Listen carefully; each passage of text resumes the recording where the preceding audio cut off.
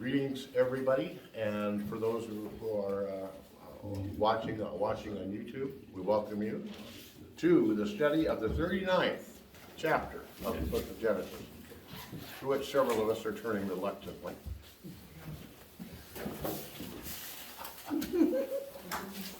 I didn't say anything. Not one word. But I was thinking several. But I can unzip it. Chapter 39, book of Genesis. Let's read the first several verses together. As Joseph was brought down to Egypt, and Potiphar, an officer of Pharaoh, captain of the guard, an Egyptian, bought him of the hands of the Ishmaelites, which had brought him down thither. And the Lord was with Joseph, and he was a prosperous man. And he was in the house of his master, the Egyptian. And his master saw that the Lord was with him, and the Lord made all that he did to prosper in his hand. And Joseph found grace in his sight, and he served him. And he made him an overseer over his house, and all that he had he put into his hand. And it came to pass, from the time that he had made him overseer in his house, and over all that he had, that the Lord blessed the Egyptian's house for Joseph's sake. And the blessing of the Lord was upon all that he had in the house and in the field. And he left all that he had in Joseph's hand, and he knew not aught he had, save the bread which he did eat. And Joseph was a goodly person and well favored. So what's the nationality of Potiphar? Egyptian, isn't he? Well, that's kind of a surprise, isn't it? After they took him all the way down to Egypt, and he's bought by an officer of Pharaoh's guard, and the Bible tells us several times he's an Egyptian. Mm-hmm. You think we might have guessed wrong if we had guessed otherwise? I mean, it's Egypt, right? Yeah. All right. Egypt at this time is not ruled by the Egyptians. Oh. But Potiphar, who was an officer in Pharaoh's guard, is an Egyptian. The Egyptian, well, the Pharaoh, who is not Egyptian, is one of the Hyksos kings, which has come down, from, they range as far north as what would be Syria now. They wait until the upper and lower kingdom of Egypt are pretty well beating each other up and spend each other's money in warfare against each other, and came down and basically took over without firing a shot. But they left a lot of the Egyptians in place as administrators. Mm-hmm. So you have Potiphar, who is an Egyptian, who is serving a non-Egyptian Pharaoh, who now has purchased a non-Egyptian slave. So Pharaoh is not an Egyptian. Pharaoh is not an Egyptian. Just a Potiphar. And I would assume. This will become very, very clear at the end of the story, nearing the end of the story of Joseph, when Joseph throws the big dinner for everybody in his house. And you see that seating arrangement, because the Egyptians won't sit with Joseph either. See, they're Hyksos, and the Hyksos kings are Semitic peoples. That means they're Semitic peoples. They're closely related in bloodline to Israel, or what will become Israel. Now, as far as that goes, all of this is just in seed form now, because Israel is represented in 12 men. That's all of Israel. Right. And their father. And the Lord was with Joseph, and he was a prosperous man. The Jewish tradition is that he was very lucky. Oh. I'm sorry, Jay. Did you tell us what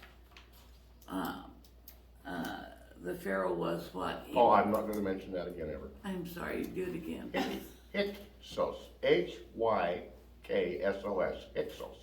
Where? Okay. What was your question? Okay. That's all. That will do me for now. Okay. Well, if that answers the question. Thanks again. All of the questions? I see something hanging back there. What's going on? What are you wondering about? Me?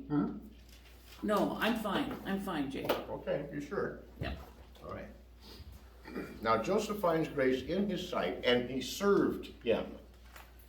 Now, in order for Potiphar who is an Egyptian, to be retained by a Hyksos king as an officer in his guard, is going to have demonstrated to the Pharaoh some pretty faithful service. And he recognizes this in Joseph. He recognizes it. But he recognizes more than that. He recognizes more than Joseph's own brothers did. Potiphar did, or? Potiphar does. Yeah.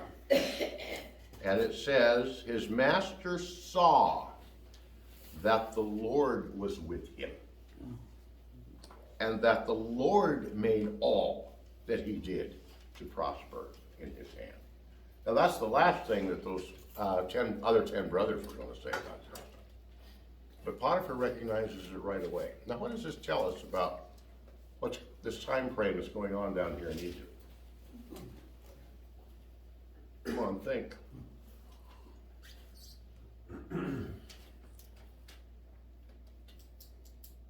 Who does Potiphar recognize? God.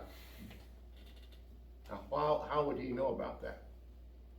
He's down here in Egypt, which is probably the capital, probably the second greatest concentration of pagan religion in the world at that time. And he recognizes the Lord. He recognizes Jehovah. It's the redemptive name. When Abraham went to Abraham has been there before. And let's not forget, we are one generation removed from Shem himself, and those kids are all through there. This testimony has been given. Those altars are being built. And I want to remind us that just because it is not the chosen vessel race to bring forth the Messiah does not mean that a person is ungodly. Potiphar has got something going for himself. At least he recognizes the God of the story. There's generations in Israel that didn't do that. But there they are. And the Lord blessed the Egyptian's house for Joseph's sake. Now, I also want to point out here that it said that Joseph was a goodly person and well-favored. Good-looking guy. Here's your high school quarterback. Yeah.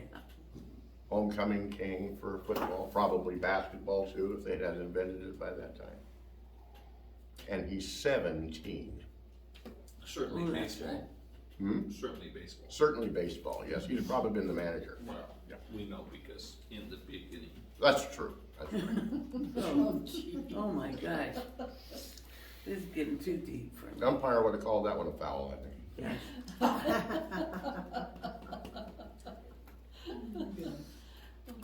So you got this good-looking guy, well trusted by Potiphar.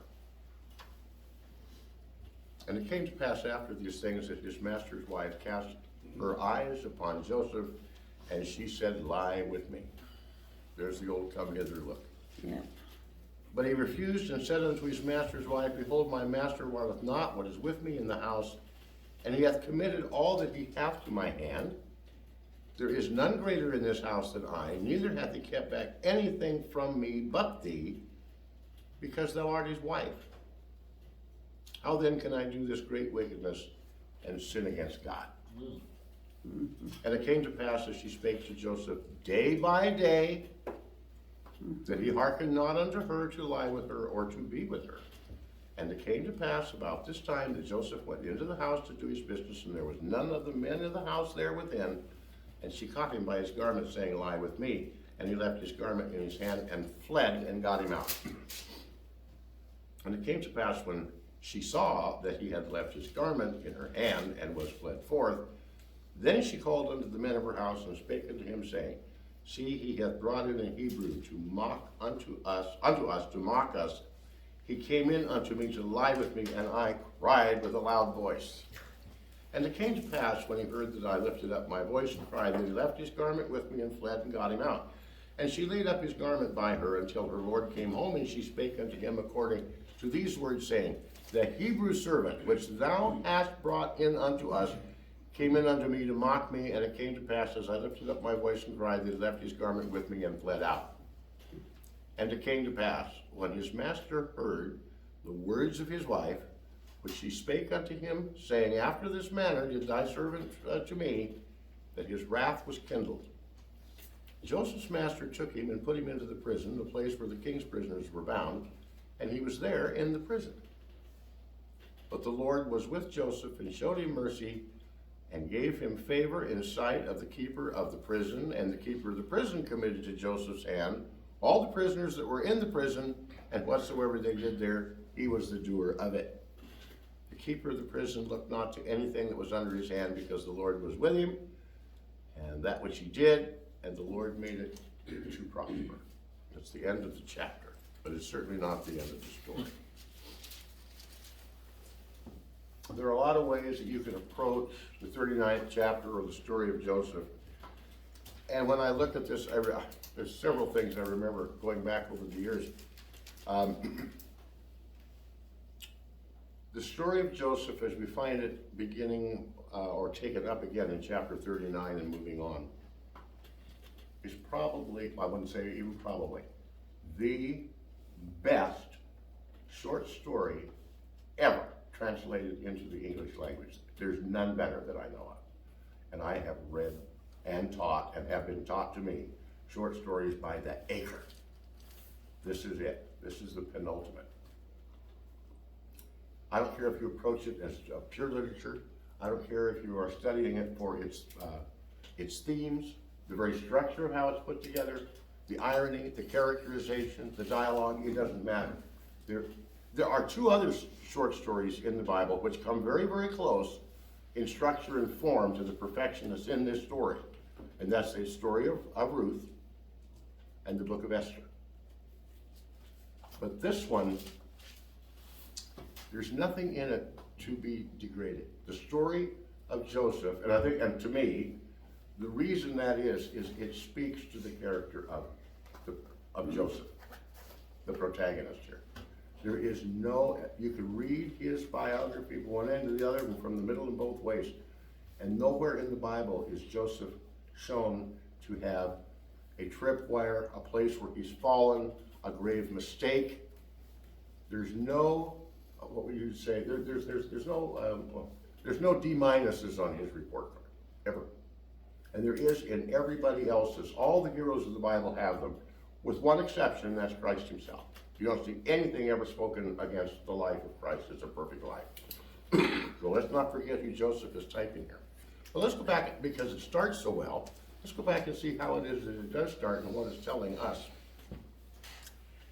4th verse, Joseph found grace this is in Potiphar's sight, and he served him and made him an overseer of his house, and all they had what was put into his hand. Now let's go back and think for a minute. Joseph is 17.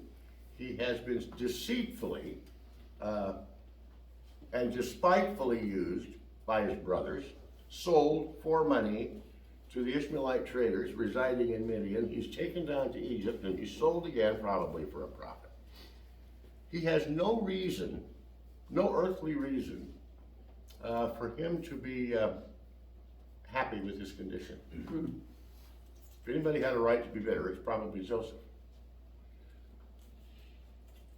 If you turn to Ephesians 6, the 5th verse, Paul will tell us about such a condition.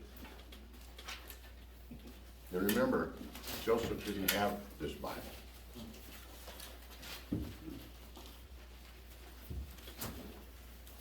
Servants, be obedient to them that are your masters, according to the flesh, with fear and trembling, in singleness of your heart, as unto Christ. Now that word, servant, is doulos. And it can be a paid servant, a bond servant, it can be a slave, it can be all those things. And so when Paul is saying this, he's speaking to all those things, and Joseph was certainly one of them. He was a slave. But that's the way he conducted himself. And if you want a confirmation of that, you may want to see what Paul told the Colossians in 5:22. His instructions to Timothy in 1 Timothy 6:1. And if you 1 Timothy 6:1. And if you get confirmation from another apostle, 1 Peter 2:18. All instructions to servants in how they conduct themselves. And this is the word of God from the New Testament coming forward. And I want to point out it's an eternal word. If it was true in the New Testament, it's always true. What's your Colossians reference? I don't remember. 5:22, I think. There's no five. Maybe it's a 3. Maybe it's a 3. My hand was a little shaky. It was a great painting.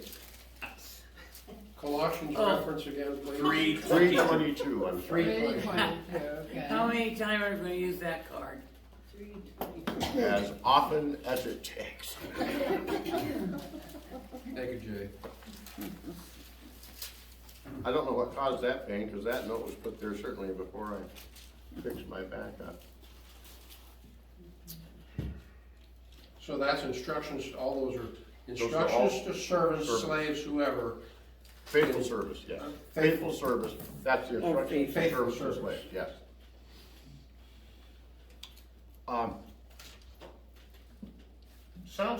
It sounds a little burdensome, doesn't it? Regardless of how you got here, feel good about it? Well, can you think of a command or a prohibition of God that is not for your benefit? That is not what? For your benefit. Oh, okay, thank you. You can go back to those long lists of the thou shalt nots. That's not bad advice. You want good health and long life and happy relationships in the family, in the community, in the country? Yeah, pay attention to the thou shalt nots, and then take a look at the thou shalt. They're for our benefit. They're not there for the purpose of establishing rules. It's there for the encouragement, the edification, the growth, the maturation of a child of God. It's not going to be bad advice. Joseph doesn't have that advice. But let's remember where he comes from. A household that is, it's littered with servants and slaves. They've had them for a long time. Even going back to Abraham, when the covenant for circumcision is given, those household slaves and servants are included in that command. So they're treated somewhat differently by the Hebrews than they are by the Egyptians, obviously. But he knows what works. You were going to make a... But Jake isn't exactly the perfect example of being a servant. Who? Dad. Joseph's dad. No, because he never was. Exactly. And he didn't even ever act like it when he went north to get a wife. It's not like he's lived under a good example of one. Yeah, before he leaves, he's the second born of the house, of Isaac. And when he gets up there, he's kind of the partner in crime with Laban till his partner gets mad at him. But let's not forget the story of Abraham, the story of Isaac. The reason for the blessing is told to all these guys. Now you have 10 other brothers who are fighting over it, and you've got Joseph who believes it. Good point. Big difference. They'll come to belief.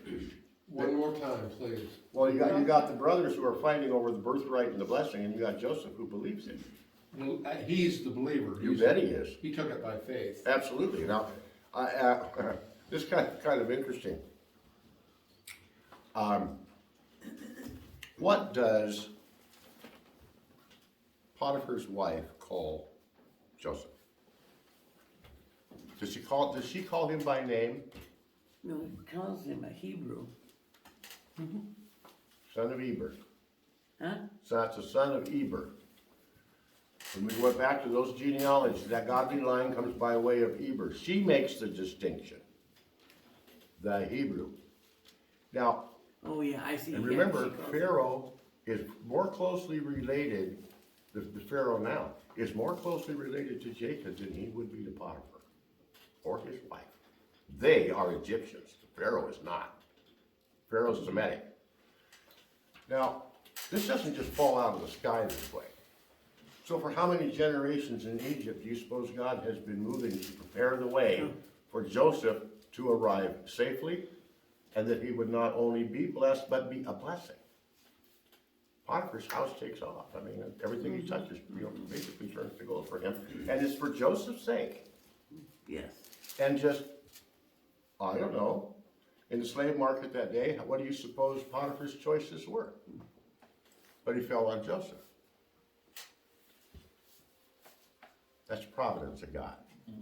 That was coincidence. You know, I don't know if it makes any difference, but it never mentions her name. Her name is not mentioned, Right. but boy, she's remembered. Yeah.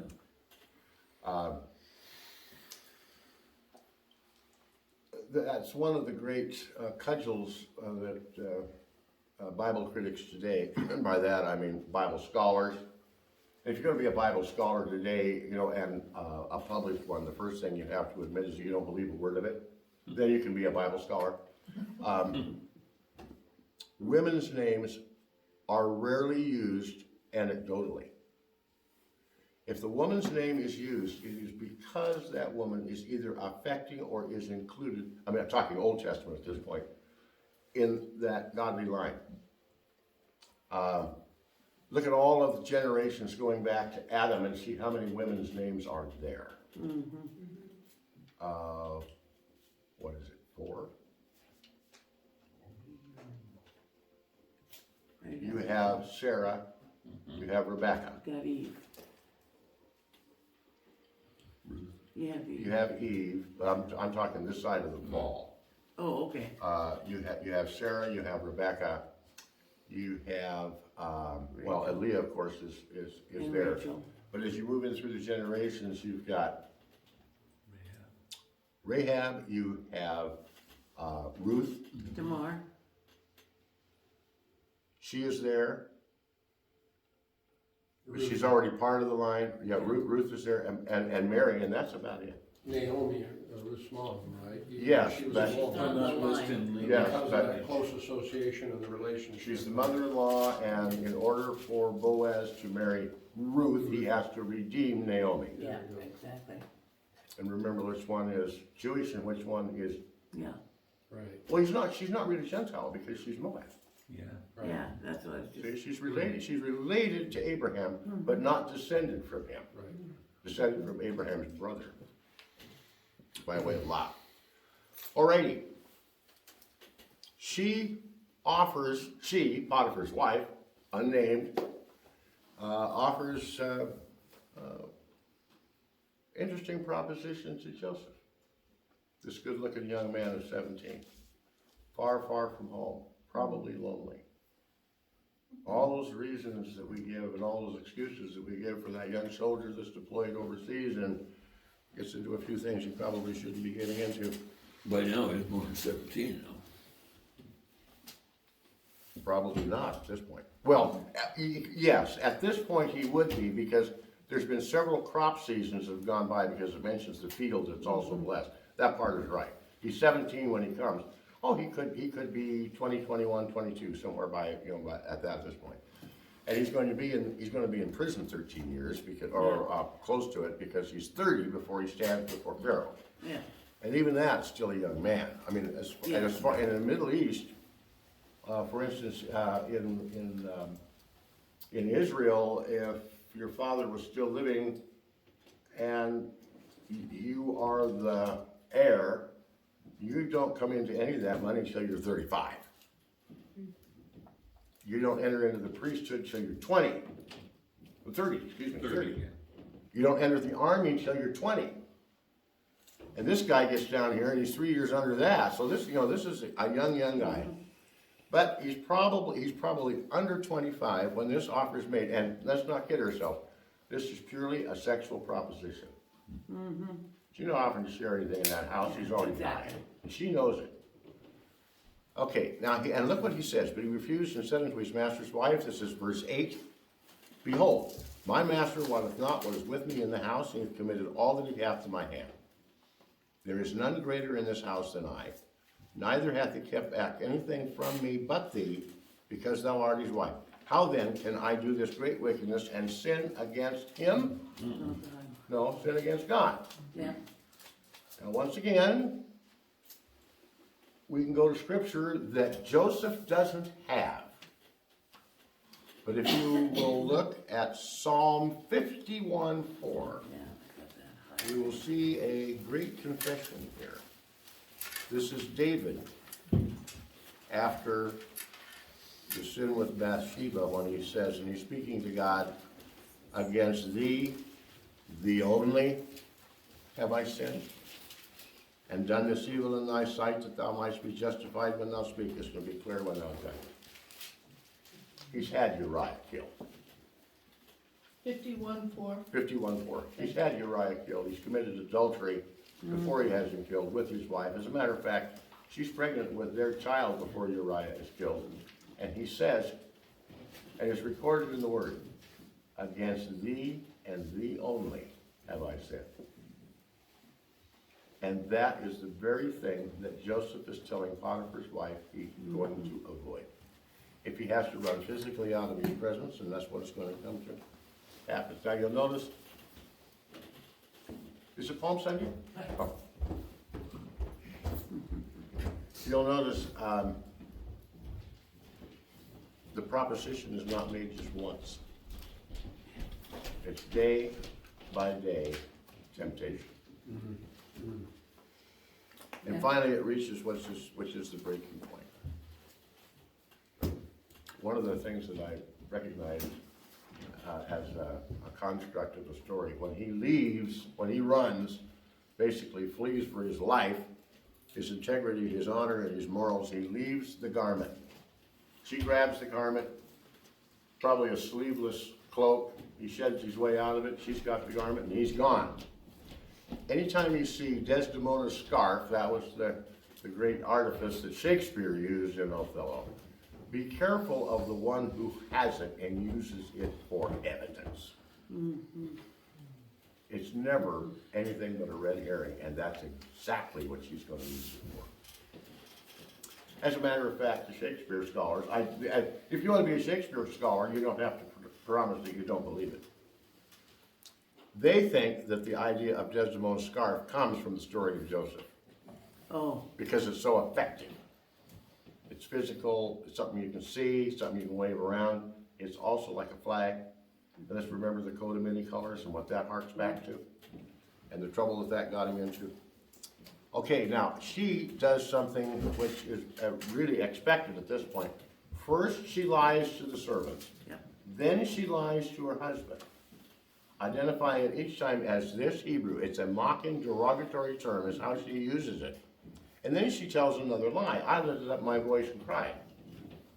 Well, that's not the story we read. Right. Yeah, this is a seductive whisper, and she's probably a little angry that it didn't work. I don't know. 19, and it came to pass, when his master heard the words of his wife, which she spake unto him, saying, After this manner did thy servant to me, that his wrath was kindled. But now it becomes very interesting. Yeah. His wrath was kindled against who? Good question. Because he hasn't committed to the dungeon, does he? But why not death? Well, I've got that question right here Sorry. as a note in the text myself. Ordinarily, it would have been summary. If he was going to be thrown in the clink, it's not going to be the king's prison. It's going to be some root cellar with the rats right there on the place. No. This gives, now, although the word itself is silent on it, it gives us every reason to wonder whether or not he believed his wife. How many times has that happened before? It doesn't matter. I know, but what I'm saying, Now, let me give you- makes him doubt that this was against. And he has reason to doubt. Let me give you a little background. Yeah. Look, this is history now. This is not Bible. This particular time in Egypt, if you're going to serve as an officer in the household of Pharaoh, Okay. you will be a eunuch. Oh, that's right. Now, That's right. it may be that Potiphar is an officer before he stands before Pharaoh, at which time he then, as he goes into the palace, he would have been made a eunuch. Now do you see the issue of husband and wife? Now do you see why she's propositioning this young Yeah, man? I never thought of that, Jay. Yeah. Mhm. Yeah, that's right.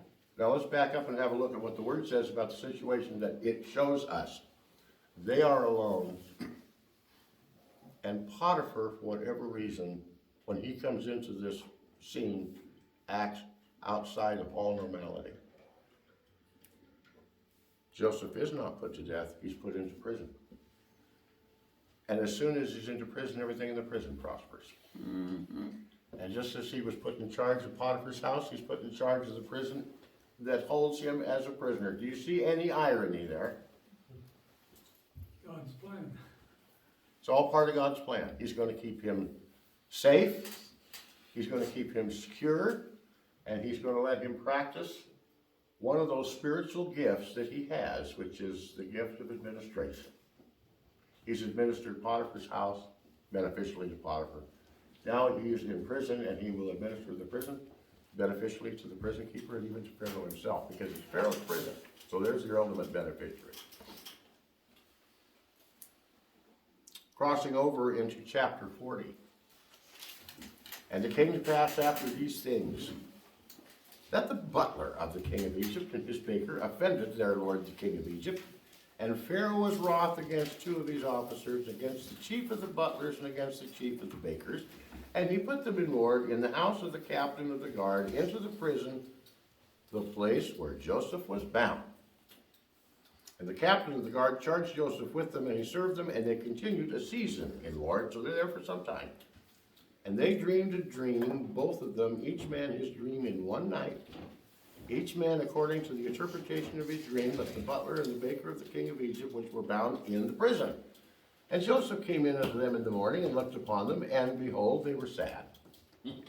And he asked Pharaoh's officers that were with him in the ward of his house, saying, Wherefore look you so sadly today? I want you to notice, these two guys, these two miscreants that are in the jail, are referred to as Pharaoh's officers. But that is the baker and the butler. And they said unto him, We have dreamed a dream, and there is no interpreter of it. And Joseph says unto them, Do not interpretations belong to God? Tell me them, I pray thee. The chief butler told his dream to Joseph and said to him, In my dream, behold, there was a vine was before me, and in the vine were 3 branches. And it was as though it budded, and her blossoms shot forth, and the clusters thereof brought forth ripe grapes. And Pharaoh's cup was in my hand, and I took the grapes and pressed them into Pharaoh's cup, and I gave the cup into Pharaoh's hand.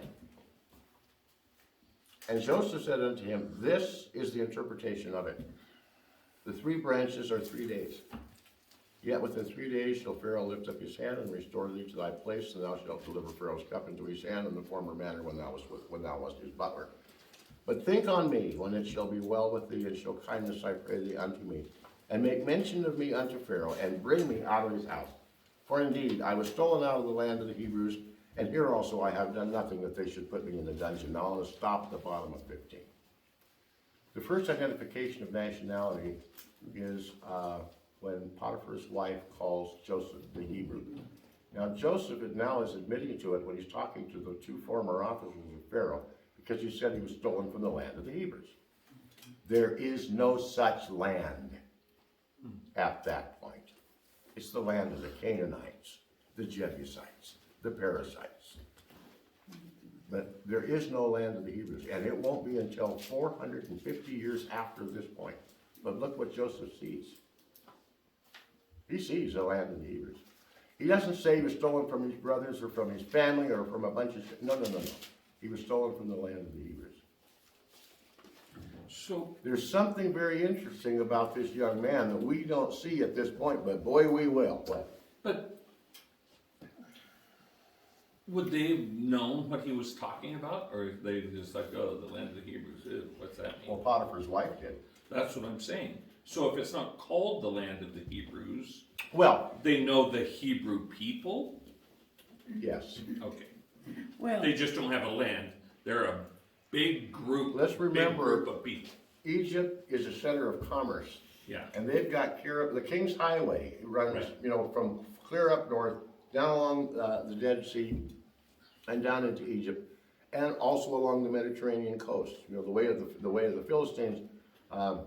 Those are all trading routes. And then you have the central one that comes down through the Judean hills and down that way. But it all goes to Egypt. And as a matter of fact, the people, the Ishmaelites that buy Joseph are already, that's a loaded caravan, they're already headed to Egypt. Yeah. Well, And then so- how did she know to call him? Well, just here's the thing, that's Egypt. But now let's go up and take a look at what has been going on for 200 years in Canaan. And that is, the richest one there is a Hebrew. Right. Through 3 generations, beginning with Abraham, Isaac, and Jacob. They're also commercial people. Remember, they waxed great. They had gold, they had silver, they had, who do you think they're trading with? Well, the Egyptian, They're trading in both directions. right. They're trading up to Padan Aram and that way, and they're also, and plus off to the east, which is where Ishmael's people, Keturah's 6 sons go. It's where Ishmael's people are traveling. They're the ones that own the, basically the freight lines. So yes, the name Hebrew would have been very familiar even in Egypt, but nobody would have called Canaan the land of the Hebrews, but Joseph does. He's claiming the promise right there. This is one of the things I find very encouraging about Joseph. And at this point, he has no reason to believe you'll ever see it again. He has no reason to believe you'll ever see it again at this point that we know of.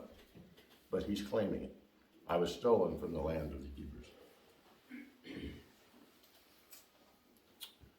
When the chief baker saw that the interpretation was good, he said unto Joseph, I also was in my dream, and behold, I had 3 white baskets on my head. In the uppermost basket there was all manner of baked meats for Pharaoh, and the birds did eat them out of the basket upon my head. And Joseph answered and said, this is the interpretation thereof. The 3 baskets were 3 days. And yet within 3 days shall Pharaoh lift up thy head from off thee, and shall hang thee on a tree, and the birds shall eat the flesh off of thee. I'll bet he was really tickled to hear that. Excited, wasn't he? And it came to pass the 3rd day, which was Pharaoh's birthday, that he made a feast unto all of his servants. And when he lifted up the head of the chief butler and the chief baker among his servants, that he restored the chief butler unto his butlership again, and he gave the cup into Pharaoh's hand, but he hanged the chief baker as Joseph had interpreted to them. Yet did not the chief butler remember Joseph, but forgot him. This is an interesting part of the story. And again, extra biblically, it's Josephus, the Jewish historian, who tells us that at this particular time down in Egypt, Pharaoh had discovered a plot that was against him. And it involved either or both his chief butler and or his chief baker. So he throws them both into the clink and to hold them safely until further investigation could be done. Further investigation was done. The investigation showed that the chief butler had nothing to do with it, didn't know anything about it, but the chief baker was in it up to his ears, probably going to poison the Pharaoh or try to, which was not an unknown custom among gentlemen in those days. So Pharaoh did for him. This wasn't, well, I'll just kill one and won't that be fun? No. According to Josephus, the investigation was made, the baker was guilty, the butler was not. That may or may not be true. I don't know, but it does. It does make sense. It does inform that the Pharaoh is not dealing arbitrarily and whimsically. That's the part I want to point out. The story itself may or may not be true, but there was a decision that was made here affecting these 2 men. And we'll find out a little later that no, this is not an arbitrary Pharaoh. He's not whimsical.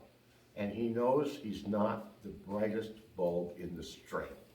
And very, very, very few kings, although all of them know that, or know what their weaknesses are, they will never admit it. This guy does. And he goes for the guy who can do the stuff that he is unable to do. But there's a couple of things I want to point out in these 2 chapters. Joseph is shown to be something of an exemplary person, and he is exemplary. He is an example. He's also typical. He's typical of Christ. He's typical of the Christian walk, the faithful Christian walk, on those good days that we have, occasionally. Apparently he was able to do that pretty much his life long. But did you notice the interpretation of the dreams? They were both correct interpretations, weren't they? But who else in the Old Testament is able to do that? How does he do it? Yeah, he prayed. Daniel, right? Daniel prayed. Oh, yeah. There's no indication here that Joseph prayed at all. He gave the interpretation immediately as soon as he heard the dream. Now, if I saw Never thought about it, yeah. If I saw a vine with 3 branches on it, left to my own devices, how would I know that's 3 days? That the 3 branches are 3 days. I might be able to guess the passage of time as the branch is growing, but I wouldn't guess 3 days because of 3 branches. That would be a guess on my point. It's no guess on Joseph's point, and he didn't say one word. No, there's no indication. So I'm gonna tell you, when it says that the Lord is with him, that means the Lord was with him. Now, how close the communication that was, I don't know, because the Bible doesn't say. Well, we kind of see But the that. one who kinda gave see- the interpretation already said, do not interpretations belong to God? Well, that's even his dreams way back. Oh, He yeah. just but- dreams them and then he Yeah, says, but well, back this in- is what it means. Yeah, but back in those days, everybody had dreams. Yeah, I mean, it's interesting. That's interesting. Visions. Of the, Yes, the and stars and the and remember sheets. who he tells the dream to eventually, is Jacob sitting there, he's an old man. This is a guy who's wrestled with angels, he's had a few visions, he's seen companies of angels on the road, he sees God at the head of the ladder. But he hadn't seen that, had he?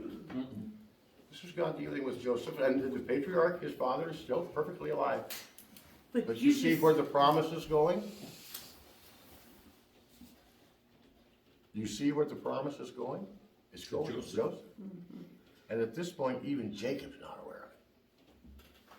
But God has made provision for that promise to grow, and it's growing not in the land of the Hebrews, but it is safely growing down there in Egypt. And it's going to stay there till God determines that it comes out, and it will not come out as a singular seed. It will come out as a nation in millions, and plundering the wealth of this commercial center. And all of this is being planted right now in the story of Joseph.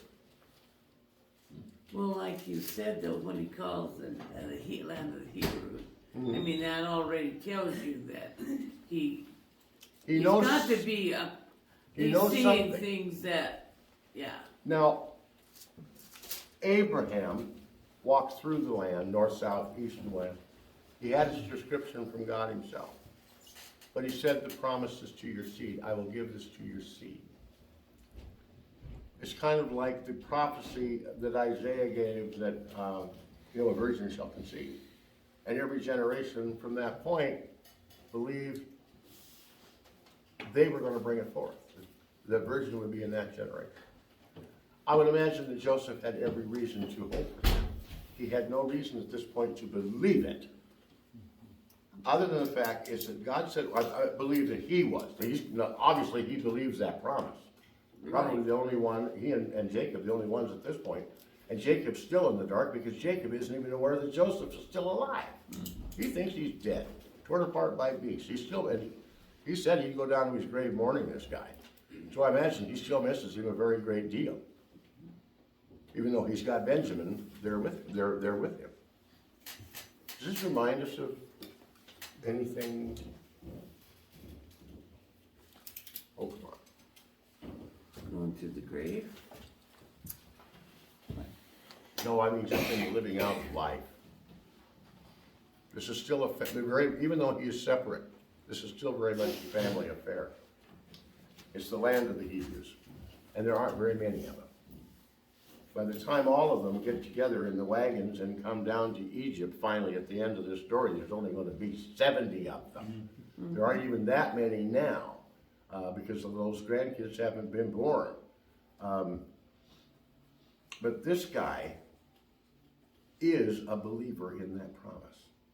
Oh, And he's resting everything on it. As a matter of fact, he's conducting himself as if he already has it. That faithful service, that believing walk, Same walk we're called to. yeah, regardless of our situation. Maybe I'm in a job I don't particularly like. Well, okay, we'll start, slacking off a little before 5. What'd the boss ever do for me? You don't see Joseph doing that. It says he served him. And I would imagine that Paul, as he's writing to the Ephesians, to the Colossians, and to Timothy, probably had that example in mind. Remember, Paul was a Pharisee and Old Testament specialist.